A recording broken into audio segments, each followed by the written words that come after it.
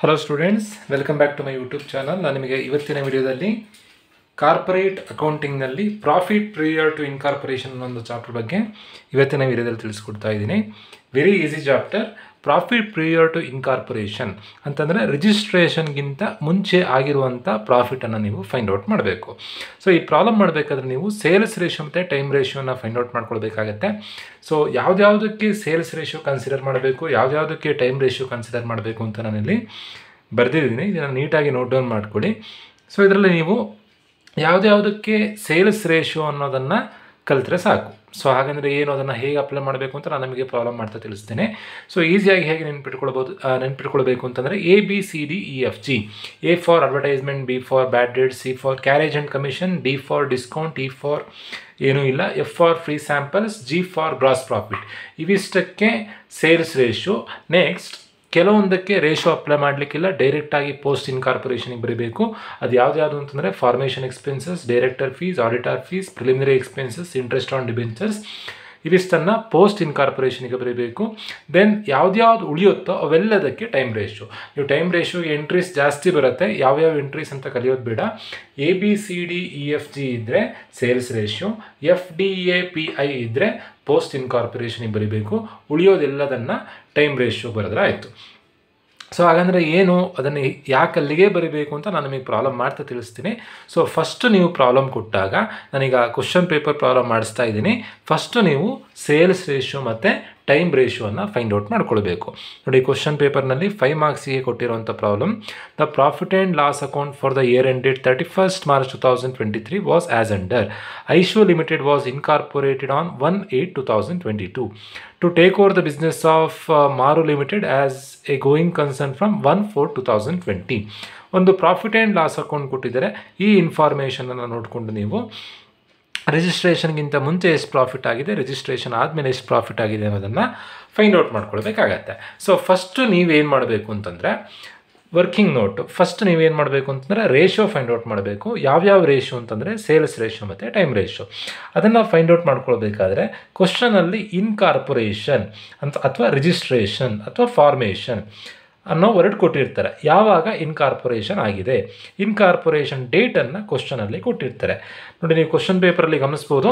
Incorporation ಆಗಿದ್ದು ಯಾವಾಗ ಅಂತಂದರೆ 1/8/2022. ನೆಕ್ಸ್ಟ್ ಇಯರ್ ಎಂಡ್ ಆಗೋದು ಯಾವಾಗ ಅಂತ ಕೊಟ್ಟಿರ್ತಾರೆ. ಯೂಶ್ವಲಿ ಅಕೌಂಟ್ಸ್ನಲ್ಲಿ ಇಯರ್ ಎಂಡ್ ಆಗೋದು 31st ಮಾರ್ಚಿಗೆ. ಬಟ್ ಕೆಲವೊಂದು ಸರಿ ಪ್ರಾಬ್ಲಮಲ್ಲಿ ಕ್ಯಾಲೆಂಡರ್ ಇಯರ್ ಕೊಟ್ಟಿರ್ತಾರೆ, ಅಂದರೆ ಡಿಸೆಂಬರಿಗೆ ಎಂಡ್ ಆಗೋ ಥರದಲ್ಲಿ ಕೊಟ್ಟಿರ್ತಾರೆ. ಸೊ ಇಯರ್ ಎಂಡ್ ಡೇಟ್ ಯಾವ್ದು ಕೊಟ್ಟಿದ್ದಾರೆ? 31st March 2023. ರಿಜಿಸ್ಟ್ರೇಷನ್ ಆಗಿರೋ ಡೇಟು ಕೊಟ್ಟಿದ್ದಾರೆ, ಇಯರ್ ಎಂಡ್ ಡೇಟು ಕೊಟ್ಟಿದ್ದಾರೆ. ಸೊ ನಾವೀಗ ಬಿಗಿನಿಂಗ್ ಡೇಟನ್ನು ಯಾವಾಗ ಬರ್ಕೊಳ್ಬೇಕು ಅಂತಂದರೆ, ಬಿಗಿನಿಂಗ್ ಡೇಟ್ ಕೊಟ್ಟಿರ್ತಾರೆ, ಕೊಡದೇ ಇದ್ದರೆ ನೀವೇ ಐಡೆಂಟಿಫೈ ಮಾಡಿ ಬರೀಬೇಕು. ಬಟ್ ಈ ಪ್ರಾಬ್ಲಮಲ್ಲಿ ಕೊಡಲಿಲ್ಲ ಬಿಗಿನಿಂಗ್ ಡೇಟ. ಬಿಗಿನಿಂಗ್ ಡೇಟ್ ಹೇಗೆ ಅಂತಂದರೆ, ಯಾವಾಗಲೂ ನೋಡಿ, ಮಾರ್ಚಿಗೆ ಇಯರ್ ಎಂಡ್ ಆಗುತ್ತೆ ಅಂತಂದರೆ ಸ್ಟಾರ್ಟ್ ಆಗೋದು ಯಾವಾಗ? 1st April ಇಯರ್ ಸ್ಟಾರ್ಟ್ ಆಗುತ್ತೆ. ಸೊ ನೆನ್ಪಿಟ್ಕೊಳ್ಳಿ, ಯಾವಾಗಲೂ ಮುಂದಿನ ವರ್ಷ ಮಾರ್ಚಿಗೆ ಇಯರ್ ಎಂಡ್ ಆಗೋದು. ಈ ವರ್ಷದ ಏಪ್ರಿಲಲ್ಲಿ ಫಿನಾನ್ಷಿಯಲ್ ಇಯರ್ ಸ್ಟಾರ್ಟ್ ಆಗುತ್ತೆ. ಸೊ ರಿಜಿಸ್ಟ್ರೇಷನ್ ಆಗಿದ್ದು 2022ರಲ್ಲಿ. ನಾನು ಅದೇ ಡೇಟನ್ನು ಇಲ್ಲಿ ಬರ್ಕೊಳ್ತಾ ಇದ್ದೀನಿ, 1/4/2022. ರಿಜಿಸ್ಟ್ರೇಷನ್ ಆಗಿದ್ದು 1/8/2022. ಇಯರ್ ಎಂಡ್ ಆಗೋದು ಕ್ವಶನಲ್ಲಿ ಅವರೇ ಕೊಟ್ಟಿದ್ದಾರೆ. ಇಯರ್ ಎಂಡ್ ಆಗಿದ್ದು ಯಾವಾಗ ಅಂತಂದರೆ 31/3/2023. ಹಾಗಾದರೆ ಬಿಗಿನಿಂಗ್ ಡೇಟ್ ಏನು? ಹಿಂದಿನ ವರ್ಷದ ಏಪ್ರಿಲ್. ಹಿಂದಿನ ವರ್ಷ ಅಂದರೆ ಯಾವುದು? 2023ರ ಹಿಂದಿನ ವರ್ಷ 2022. ಸ್ಟಾರ್ಟ್ ಆಗೋದು, ಫಿನಾನ್ಷಿಯಲ್ ಇಯರ್ ಸ್ಟಾರ್ಟ್ ಆಗೋದು April 1st. ಸೊ ಈ 3 ಡೇಟನ್ನು ಬರ್ಕೊಳ್ಬೇಕು. 3 ಡೇಟ್ ಯಾವುದು ಅಂತಂದರೆ ಇಯರ್ ಎಂಡ್ ಡೇಟ್ ಕೊಟ್ಟಿರ್ತಾರೆ, ಬಿಗಿನಿಂಗ್ ಡೇಟ್ ಬರ್ಕೊಳ್ಬೇಕು, ರಿಜಿಸ್ಟ್ರೇಷನ್ ಡೇಟ್ ಬರ್ಕೊಳ್ಬೇಕು. ಸೊ ಈಗ ಟೈಮ್ ರೇಷಿಯೋ ಫೈಂಡ್ ಔಟ್ ಮಾಡೋದು ಹೇಗೆ ಅಂತಂದರೆ, ಸೊ ಈ 3 ಡೇಟ್ ಯಾವುದು ಅಂತಂದರೆ year beginning date, year end date, registration date, incorporation date. ಈ ಪ್ರಾಬ್ಲಮಲ್ಲಿ ಬಿಗಿನಿಂಗ್ ಡೇಟ್ ಕೊಟ್ಟಿರಲಿಲ್ಲ. ಬಿಗಿನಿಂಗ್ ಡೇಟ್ ಹೇಗೆ ಬಂತು ಅಂತಂದರೆ ಎಂಡಿಂಗ್ ಡೇಟ್ ನೋಡ್ಕೊಂಡಿದ್ದೀವಿ. ಬಿಗಿನಿಂಗ್ ಆಗೋದು 1st April, ಹಿಂದಿನ ವರ್ಷದ ಏಪ್ರಿಲ್. ಯಾವಾಗಲೂ ಈ ವರ್ಷ ಏಪ್ರಿಲಲ್ಲಿ ಸ್ಟಾರ್ಟ್ ಆಗಿ ಮುಂದಿನ ವರ್ಷ ಮಾರ್ಚಿಗೆ ಇಯರ್ ಎಂಡ್ ಆಗುತ್ತೆ. ಸೊ ಈಗ ಇಯರ್ ಎಂಡ್ ಕೊಟ್ಟಿದ್ದಾರೆ, ನಾವು ಬಿಗಿನಿಂಗ್ ಡೇಟ್ ಬೇಕು ಅಂತಂದರೆ ಹಿಂದಿನ ವರ್ಷದ ಏಪ್ರಿಲನ್ನು ಬರ್ಕೊಂಡಿದ್ದೀವಿ. ಟೈಮ್ ರೇಷಿಯೋ ಫೈಂಡ್ ಔಟ್ ಮಾಡೋದು ಹೇಗೆ ಅಂತಂದರೆ pre incorporation period. Pre-incorporation period is to post-incorporation period. ಬರ್ಕೊಂಡ್ರೆ ಟೈಮ್ ರೇಷಿಯೋ ಸಿಗುತ್ತೆ. ಪ್ರೀ ಇನ್ಕಾರ್ಪೊರೇಷನ್ ಪೀರಿಯಡ್ ಅಂತಂದರೆ ರಿಜಿಸ್ಟ್ರೇಷನ್ಗಿಂತ ಮುಂಚೆ, ಪೋಸ್ಟ್ ಇನ್ಕಾರ್ಪೊರೇಷನ್ ಪೀರಿಯಡ್ ಅಂತಂದರೆ ರಿಜಿಸ್ಟ್ರೇಷನ್ ಆದಮೇಲೆ. ಎಷ್ಟು ತಿಂಗಳು ಬರುತ್ತೆ ಅನ್ನೋದನ್ನು ಲೆಕ್ಕ ಹಾಕಬೇಕು. ಟೋಟಲ್ ಆಗಿ ಇವೆರಡನ್ನ ಆ್ಯಡ್ ಮಾಡಿದಾಗ 12 ತಿಂಗಳೇ ಬರಬೇಕು. Pre incorporation period, pre incorporation ರಿಜಿಸ್ಟ್ರೇಷನ್ಗಿಂತ ಮುಂಚೆ, ರಿಜಿಸ್ಟ್ರೇಷನ್ಗಿಂತ ಮುಂಚೆ ಎಷ್ಟು ತಿಂಗಳು ಸಿಗುತ್ತೆ? 4ನೇ ತಿಂಗಳಿಂದ ಲೆಕ್ಕ ಹಾಕಬೇಕು. 4, 5, 6, 7 8ನೇ ತಿಂಗಳು ತೊಗೊಳೋಕ್ಕಿಲ್ಲ, ಏನಕ್ಕೆಂದರೆ 1ನೇ ತಾರೀಕು ಅಂತ ಇದೆ. ಸೊ 8ನೇ ತಿಂಗಳು ಬಿಡಬೇಕು. 4, 5, 6, 7. ಸೊ ಎಷ್ಟು ತಿಂಗಳು ಸಿಗುತ್ತೆ? 4 ತಿಂಗಳು ಸಿಗುತ್ತೆ. ಹಾಗಾದರೆ ಪೋಸ್ಟ್ ಇನ್ಕಾರ್ಪೊರೇಷನ್ ಪೀರಿಯಡ್ ಹೇಗೆ? 8ರಿಂದ ಮುಂದಿನ ವರ್ಷದ ಮಾರ್ಚ್ ತನಕ. 8, 9, 10, 11, 12 ಅಂದರೆ ಡಿಸೆಂಬರಿಗೆ ಮುಗಿಯುತ್ತೆ. 13 ಒಂದು ಲೆಕ್ಕ ಹಾಕಲಿಕ್ಕಿಲ್ಲ. 12 ಆದಮೇಲೆ 1, 2, 3 ಟೋಟಲ್ ಆಗಿ ಎಷ್ಟು ತಿಂಗಳು ಸಿಗುತ್ತೆ? 8 ತಿಂಗಳು ಸಿಗುತ್ತೆ. ಸೊ ಇವೆರಡನ್ನ ಆ್ಯಡ್ ಮಾಡಿದಾಗ 12 ಬರಬೇಕು. 11 ಬರಲಿಕ್ಕಿಲ್ಲ, 13 ಬರಲಿಕ್ಕಿಲ್ಲ. ವರ್ಷಕ್ಕೆ 12 ತಿಂಗಳು. ರಿಜಿಸ್ಟ್ರೇಷನ್ಗಿಂತ ಮುಂಚೆ 4 ತಿಂಗಳು ಸಿಗುತ್ತೆ, ರಿಜಿಸ್ಟ್ರೇಷನ್ ಆದಮೇಲೆ 8 ತಿಂಗಳು ಸಿಗುತ್ತೆ. ಸಿಂಪ್ಲಿಫೈ ಮಾಡಿದಾಗ 4 1 4, 4 2 8. ಟೈಮ್ ರೇಷಿಯೋ ಎಷ್ಟು ಅಂತಂದರೆ 1:2. ಟೈಮ್ ರೇಷಿಯೋ ಫೈಂಡ್ ಔಟ್ ಮಾಡೋದು ಹೇಗೆ ಅಂತಂದರೆ ರಿಜಿಸ್ಟ್ರೇಷನ್ಗಿಂತ ಮುಂಚೆ ಎಷ್ಟು ತಿಂಗಳು ಸಿಗುತ್ತೆ, ರಿಜಿಸ್ಟ್ರೇಷನ್ ಆದಮೇಲೆ ಎಷ್ಟು ತಿಂಗಳು ಸಿಗುತ್ತೆ ಅನ್ನೋದನ್ನು ಬರ್ಕೊಂಡು ಸಿಂಪ್ಲಿಫೈ ಮಾಡಿದ್ರೆ ಆಯಿತು. ಅದೇ ಥರನೇ ಸೇಲ್ಸ್ ರೇಷಿಯೋ ಫೈಂಡ್ ಔಟ್ ಮಾಡೋದು ಸೇಮ್ ಇದೇ ಥರನೇ. ಸೇಲ್ಸ್ ರೇಷಿಯೋ ಫೈಂಡ್ ಔಟ್ ಮಾಡೋದು ಹೇಗೆ ಅಂತಂದರೆ ಪ್ರೀ ಇನ್ಕಾರ್ಪೊರೇಷನ್ ಸೇಲ್ಸ್ ಬರ್ಕೊಳ್ಬೇಕು. ಪ್ರೀ ಇನ್ಕಾರ್ಪೊರೇಷನ್ ಸೇಲ್ಸ್ ಇಷ್ಟು ಪೋಸ್ಟ್ ಇನ್ಕಾರ್ಪೊರೇಷನ್ ಸೇಲ್ಸ್ ಅಂತಂದರೆ ರಿಜಿಸ್ಟ್ರೇಷನ್ಗಿಂತ ಮುಂಚೆ ಎಷ್ಟು ಸೇಲ್ಸ್ ಆಗಿದೆ ಅದನ್ನು ಬರ್ಕೊಂಡು ರಿಜಿಸ್ಟ್ರೇಷನ್ ಆದಮೇಲೆ ಎಷ್ಟು ಸೇಲ್ಸ್ ಆಗಿದೆ ಅನ್ನೋದನ್ನು ಬರ್ಕೊಳ್ಬೇಕು. ಕ್ವಶನಲ್ಲಿ ನೀವು ಗಮನಿಸ್ಬೋದು, the total turn over for the year ended 31st March 2023 was 10 lakh. ಒಟ್ಟಾರೆಯಾಗಿ ವರ್ಷದಲ್ಲಿ 10 ಲಕ್ಷ ರೂಪಾಯಿ ಸೇಲ್ಸ್ ಆಗಿದೆ ಅಂತ. ಇಡೀ ವರ್ಷದಲ್ಲಿ ಆಗಿರುವಂಥ sales 10 lakh. The sales up to 1/8/2022. Up to ಅಂದರೆ ಏನು? ಇಲ್ಲಿಯ ತನಕ, ರಿಜಿಸ್ಟ್ರೇಷನ್ ಆಗೋ ತನಕ ಎಷ್ಟು ಸೇಲ್ಸ್ ಆಗಿದೆ ಅಂತಂದರೆ 3 ಲಕ್ಷ ರೂಪಾಯಿ ಸೇಲ್ಸ್ ಆಗಿದೆ. Pre incorporation sales 3 lakh. ಕ್ವಶನಲ್ಲಿ ಅವರೇ ಕೊಟ್ಟಿದ್ದಾರೆ ಡೈರೆಕ್ಟಾಗಿ. ಟೋಟಲ್ ಆಗಿ 10 ಲಕ್ಷ ಸೇಲ್ಸ್ ಆಗಿದೆ. ರಿಜಿಸ್ಟ್ರೇಷನ್ ಆಗೋ ತನಕ 3 ಲಕ್ಷ ರೂಪಾಯಿ ಸೇಲ್ಸ್ ಆಗಿದೆ. ಉಳಿದಿರೋದು ರಿಜಿಸ್ಟ್ರೇಷನ್ ಆದಮೇಲೆ. ಉಳಿಯೋದು ಎಷ್ಟು? ಟೋಟಲ್ ಆಗಿ ಸೇಲ್ಸು 10 ಲಕ್ಷ. 10 ಲಕ್ಷದಲ್ಲಿ 3 ಲಕ್ಷ ರಿಜಿಸ್ಟ್ರೇಷನ್ಗಿಂತ ಮುಂಚೆ. 10ರಲ್ಲಿ 3 ಕಳೆದ್ರೆ ಉಳಿಯೋದೆಷ್ಟು? 7 ಲಕ್ಷ ರಿಜಿಸ್ಟ್ರೇಷನ್ ಆದಮೇಲೆ. ಸೊ ಇದನ್ನು ಸಿಂಪ್ಲಿಫೈ ಮಾಡಿದಾಗ 5 zeros ಕ್ಯಾನ್ಸಲ್ ಆಗುತ್ತೆ. 3:7 ಬರುತ್ತೆ. ಸೊ ಟೈಮ್ ರೇಷಿಯೋ ಎಷ್ಟು? 1:2. ಸೇಲ್ಸ್ ರೇಷಿಯೋ ಎಷ್ಟು? 3:7. ಇದನ್ನು ಬರ್ಕೊಂಡು time ratio sales ratio find out ಮಾಡಿಕೊಂಡು ಆ ನಂತರದಲ್ಲಿ ನೀವು ಪ್ರಾಬ್ಲಮ್ ಸ್ಟಾರ್ಟ್ ಮಾಡಬೇಕಾಗತ್ತೆ. ಸೊ ಇದು working note. Time ratio find out ಮಾಡ್ಕೊಂಡಾಯಿತು 1:2. ಸೇಲ್ಸ್ ರೇಷಿಯೋನು ಫೈಂಡ್ ಔಟ್ ಮಾಡ್ಕೊಂಡಾಯಿತು 3:7. ದೆನ್ ಈಗ ಏನು ಕ್ವಶನಲ್ಲಿ ಏನು ಫೈಂಡ್ ಔಟ್ ಮಾಡಲಿಕ್ಕೆ ಕೊಟ್ಟಿದ್ದಾರೆ? Ascertain the profit to and after incorporation. Profit period to and after incorporation. ರಿಜಿಸ್ಟ್ರೇಷನ್ಗಿಂತ ಮುಂಚೆ, ರಿಜಿಸ್ಟ್ರೇಷನ್ ಆದಮೇಲೆ ಎಷ್ಟು ಸೇಲ್ಸ್ ಆಗಿದೆ ಅನ್ನೋದು, ಎಷ್ಟು ಪ್ರಾಫಿಟ್ ಆಗಿದೆ ಅನ್ನೋದನ್ನು ನೀವು ಫೈಂಡ್ ಔಟ್ ಮಾಡಬೇಕು. ಸೊ ಹೇಗೆ ಫೈಂಡ್ ಔಟ್ ಮಾಡಬೇಕು ಅಂತಂದರೆ ಫಸ್ಟು ಕಂಪ್ನಿ ನೇಮ್ ಬರ್ಕೊಳ್ಬೇಕು. ಫಸ್ಟ್ ಕಂಪ್ನಿ ನೇಮ್ ಯಾವ್ದು ಕೊಟ್ಟಿದ್ದಾರೆ? ಇಲ್ಲಿ ಐಶೂ ಲಿಮಿಟೆಡ್ ಅಂತ ಕೊಟ್ಟಿದ್ದಾರೆ. Income statement for the year ending ಅಂತ ಹೇಳಿ ಅಲ್ಲಿ ಇಯರ್ ಎಂಡ್ ಆಗಿರೋ ಡೇಟ್ ಕೊಟ್ಟಿರ್ತಾರೆ, ಆ ಡೇಟ್ ಬರ್ಕೊಳ್ಳೋದು. Particulars basis pre incorporation, post incorporation. Amount column ಹಾಕ್ಕೊಳ್ಳೋದು. ಫಸ್ಟು ಇನ್ಕಮ್ ಅಂತ ಬರ್ಕೊಳ್ಬೇಕು. ಕ್ರೆಡಿಟ್ ಸೈಡ್ನಲ್ಲಿ ಯಾವ್ಯಾವ ಎಂಟ್ರಿ ಇರುತ್ತೋ ಅದೆಲ್ಲದನ್ನು ಇನ್ಕಮ್ ಅಂಡರಲ್ಲಿ ಬರ್ಕೊಳ್ಬೇಕು. ಈಗ ಕ್ರೆಡಿಟ್ ಸೈಡ್ನಲ್ಲಿ ಇರುವಂಥದ್ದು ಒಂದೇ ಎಂಟ್ರಿ, ಆ ಎಂಟ್ರಿಯನ್ನು ಇನ್ಕಮ್ ಅಂಡರಲ್ಲಿ ಬರ್ಕೊಂಡಿದ್ದೀನಿ. ಸಪೋಸ್ ಇಲ್ಲಿ ಏನಾದರೂ ಕಮಿಷನ್ ರಿಸೀವ್ಡ್, ಡಿಸ್ಕೌಂಟ್ ರಿಸೀವ್ಡ್ ಯಾವುದೇ ಎಂಟ್ರಿ ಕೊಟ್ಟಿದ್ರು ಕ್ರೆಡಿಟ್ ಸೈಡ್ನಲ್ಲಿ ಕೊಟ್ಟಿರುವಂಥ ಎಂಟ್ರಿ ಇನ್ಕಮ್ ಅಂಡರಲ್ಲಿ ಬರೀಬೇಕು. ಡೆಬಿಟ್ ಸೈಡ್ನಲ್ಲಿ ಕೊಟ್ಟಿರುವಂಥ ಎಂಟ್ರಿ ಎಕ್ಸ್ಪೆನ್ಸಸ್ ಅಂಡರಲ್ಲಿ ಬರೆಯೋದು. ಸೊ ಏನು ಅಮೌಂಟ್ ಕೊಟ್ಟಿದ್ದಾರೋ ಆ ಅಮೌಂಟನ್ನು ಪ್ರೀಗೆ, ಪೋಸ್ಟಿಗೆ ಡಿಸ್ಟ್ರಿಬ್ಯೂಟ್ ಮಾಡಿ ಬರೀಬೇಕು. ಹೇಗೆ ಡಿಸ್ಟ್ರಿಬ್ಯೂಟ್ ಮಾಡಬೇಕು? ಕೆಲವೊಂದಕ್ಕೆ ಟೈಮ್ ರೇಷಿಯೋ, ಕೆಲವೊಂದಕ್ಕೆ ಸೇಲ್ಸ್ ರೇಷಿಯೋ. ಫಸ್ಟ್ ಒನ್ ಇರುವಂಥ ಎಂಟ್ರಿ ಯಾವುದು? Gross profit. ಎಷ್ಟು ಅಮೌಂಟ್ ಇದೆ gross profit? Gross profit 3 lakh ಇದೆ. ಸೊ ಯಾವ ರೇಷಿಯೋ ತೊಗೊಳ್ಬೇಕು? ಸೊ ಇದಕ್ಕೋಸ್ಕರ ನಾನು ಈ ಟೇಬಲನ್ನು ಬರೆಸಿರೋವಂಥದ್ದು. ಸೊ ಯಾವ್ದ್ಯಾವುದಕ್ಕೆ ಸೇಲ್ಸ್ ರೇಷಿಯೋ, ಯಾವ್ದ್ಯಾವುದಕ್ಕೆ ಟೈಮ್ ರೇಷಿಯೋ, ಯಾವ್ದ್ಯಾವುದಕ್ಕೆ ಡೈರೆಕ್ಟ್, ಕೆಲವೊಂದನ್ನು ರೇಷಿಯೋ ಅಪ್ಲೈ ಮಾಡಲಿಕ್ಕಿಲ್ಲ, ಡೈರೆಕ್ಟಾಗಿ ಪೋಸ್ಟ್ ಇನ್ಕಾರ್ಪೊರೇಷನ್ ಕಾಲಮಲ್ಲಿ ಬರೀಬೇಕು. ಪ್ರೀ ಇನ್ಕಾರ್ಪೊರೇಷನ್ ಅಂದರೆ ರಿಜಿಸ್ಟ್ರೇಷನ್ಗಿಂತ ಮುಂಚೆ, ಪೋಸ್ಟ್ ಇನ್ಕಾರ್ಪೊರೇಷನ್ ಅಂದರೆ ರಿಜಿಸ್ಟ್ರೇಷನ್ ಆದಮೇಲೆ. ಕೆಲವೊಂದಕ್ಕೆ ರೇಷಿಯೋ ಅಪ್ಲೈ ಮಾಡಲಿಕ್ಕಿರುತ್ತೆ, ಅಂದರೆ ಆಲ್ಮೋಸ್ಟ್ ಎಲ್ಲ ಎಂಟ್ರಿಗೂ ರೇಷಿಯೋ ಅಪ್ಲೈ ಮಾಡಲಿಕ್ಕಿರುತ್ತೆ. ಬಟ್ ಈ 5 ಎಂಟ್ರಿಗೆ formation expenses, director fees, auditor fees, preliminary expenses, interest on debentures, ಇವಿಷ್ಟು ಎಂಟ್ರಿಗಳನ್ನು ಕೊಟ್ಟಾಗ ಡೈರೆಕ್ಟಾಗಿ ಪೋಸ್ಟಿಗೆ ಬರೀಬೇಕು. ಪ್ರೀಯಲ್ಲಿ ಏನೂ ಬರೀಲಿಕ್ಕಿಲ್ಲ, ಅಷ್ಟು ಅಮೌಂಟನ್ನು ಪೋಸ್ಟಿಗೆ ಬರೀಬೇಕು. ಯಾಕೆ ಅಂತಂದರೆ ಆಡಿಟರನ್ನು ಅಪಾಯಿಂಟ್ಮೆಂಟ್ ಮಾಡ್ಕೊಳ್ಳೋದು, ಡೈರೆಕ್ಟರನ್ನು ಅಪಾಯಿಂಟ್ಮೆಂಟ್ ಮಾಡ್ಕೊಳ್ಳೋದು ರಿಜಿಸ್ಟ್ರೇಷನ್ ಆದಮೇಲೆ. ಸೊ ಅಷ್ಟು ಅಮೌಂಟ್ ಕೂಡ ಪೋಸ್ಟ್ ಇನ್ಕಾರ್ಪೊರೇಷನಿಗೆ ಬರೆದ್ರೆ ಆಯ್ತು. ಫಾರ್ ಎಕ್ಸಾಂಪಲ್ ಆಡಿಟರ್ ಫೀಸ್ ಅಂತ 10,000 ಕೊಟ್ಟಿದ್ರೆ ಎಕ್ಸ್ಪೆನ್ಸಸ್ ಅಂಡರಲ್ಲಿ ಆಡಿಟರ್ ಫೀಸ್ ಅಂತ ಬರ್ಕೊಳ್ಳೋದು, ಡೈರೆಕ್ಟಾಗಿ ಪೋಸ್ಟಿಗೆ 10,000 ರೂಪಾಯಿ ಬರೆಯುವಂಥದ್ದು. ಸೊ ಈಗ ಇಲ್ಲಿ ಯಾವ್ಯಾವ ಎಂಟ್ರಿ ಕೊಟ್ಟಿದ್ದಾರೆ, ಇನ್ಕಮ್ನಲ್ಲಿ ಫಸ್ಟು ಗ್ರಾಸ್ ಪ್ರಾಫಿಟ್ ಇದೆ. ಸೊ ಗ್ರಾಸ್ ಪ್ರಾಫಿಟಿಗೆ ಯಾವ ರೇಷಿಯೋ ನಾನು ನಿಮಗೆ ಹೇಳಿದರೆ, ಸೇಲ್ಸ್ ರೇಷಿಯೋ ಯಾವುದಕ್ಕೆ ಅಂತಂದರೆ ABCDEFG: advertisement, bad debts, carriage, commission, discount, free samples, gross ಪ್ರಾಫಿಟಿಗೆ ಸೇಲ್ಸ್ ರೇಷಿಯೋ. ಇವಿಷ್ಟಕ್ಕೆ ರೇಷಿಯೋ ಅಪ್ಲೈ ಮಾಡಲಿಕ್ಕಿಲ್ಲ, ಪೋಸ್ಟಿಗೆ ಬರೀಬೇಕು. ಯಾವ್ದು ಉಳಿಯುತ್ತೋ ಅದೆಲ್ಲದಕ್ಕೆ ಟೈಮ್ ರೇಷಿಯೋ. ಸೊ ಈಗ ಯಾವುದಿದೆ, ಗ್ರಾಸ್ ಪ್ರಾಫಿಟ್ ಇದೆ. ಇಲ್ಲಿ G ಅಂದರೆ ಏನು, ಗ್ರಾಸ್ ಪ್ರಾಫಿಟ್. ಯಾವ ರೇಷಿಯೋ ಅಪ್ಲೈ ಮಾಡಬೇಕು, ಸೇಲ್ಸ್ ರೇಷಿಯೋ ಅಪ್ಲೈ ಮಾಡಬೇಕು. ಸೇಲ್ಸ್ ರೇಷಿಯೋ ಎಷ್ಟು, 3:7. ಹೇಗೆ ಡಿಸ್ಟ್ರಿಬ್ಯೂಷನ್ ಮಾಡ್ತೀರಾ, 3 lakh into 3 divided by 10, 7 divided by 10. 10 ಹೇಗೆ ಬಂತು, 3 + 7 10.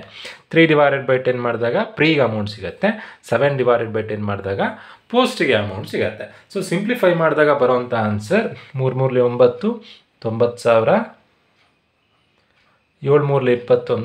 7 × 21 2,10,000. ನೀವು ಕ್ರಾಸ್ ಚೆಕ್ ಮಾಡ್ಬೋದು. ಇವೆರಡನ್ನು ಆ್ಯಡ್ ಮಾಡಲಿಕ್ಕೂ ಕ್ವಶನಲ್ಲಿ ಕೊಟ್ಟಿರೋಂಥ ಅಮೌಂಟೇ ಬರಬೇಕು. 2,10,000, 90,000, 3 lakh. ಅಲ್ಲಿಗೆ ಇನ್ಕಮ್ ಮುಗೀತು. ಸೊ ಟೋಟಲ್ ಈಗಲೇ ಬರೀಲಿಕ್ಕಿಲ್ಲ, ಲಾಸ್ಟಿಗೆ ಇನ್ಕಮ್ ಜಾಸ್ತಿ ಇದೆಯಾ ಎಕ್ಸ್ಪೆನ್ಸಸ್ ಜಾಸ್ತಿ ಇದೆಯಾ ನೋಡಿಕೊಂಡು ಯಾವುದು ಜಾಸ್ತಿ ಇರುತ್ತೋ ಅದನ್ನು ಟೋಟಲಿ ಬರೀಬೇಕು. ಸೊ ಈಗ ಇನ್ಕಮ್ ಮುಗೀತು.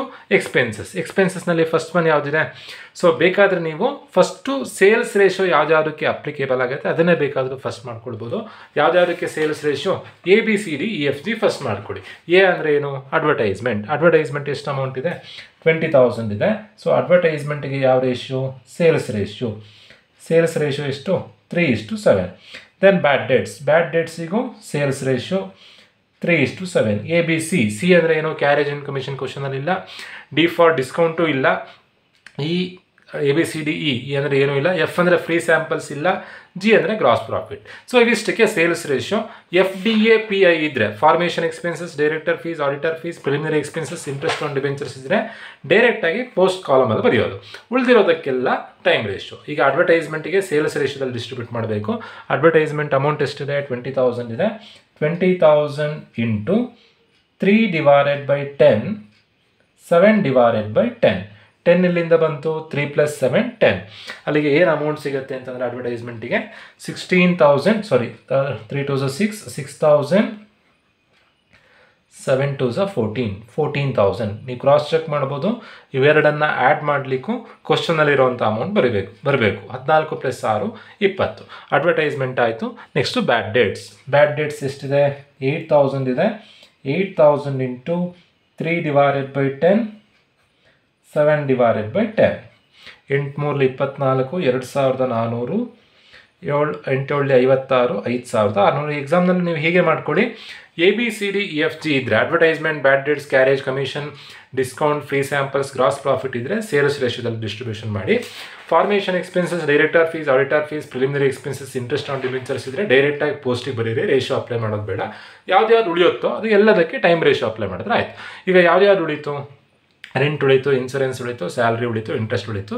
ಇದಕ್ಕೆ ಟೈಮ್ ರೇಷಿಯೋದಲ್ಲಿ ಅಪ್ಲೈ ಮಾಡಿದ್ರೆ ಆಯಿತು. ರೆಂಟಿಗೆ ಟೈಮ್ ರೇಷಿಯೋ ಗೊತ್ತಾಗಲಿಲ್ಲ ಅಂತಂದರೆ ನೀವು ಪ್ರಾಕ್ಟಿಕಲ್ ಆಗಿ ಯೋಚನೆ ಮಾಡ್ಬೋದು. ಸೊ ಯೂಶ್ವಲಿ ರೆಂಟ್ ಕಟ್ಟೋದು ಹೇಗೆ, ತಿಂಗಳಿಗೆ ಇಂತಿಷ್ಟು ಅಂತ.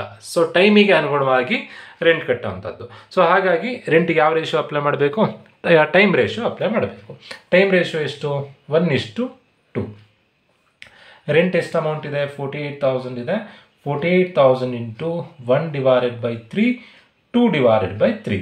ಸಿಂಪ್ಲಿಫೈ ಮಾಡಿದಾಗ ಬರುವಂಥ ಆನ್ಸರ್ 16,000, 32,000.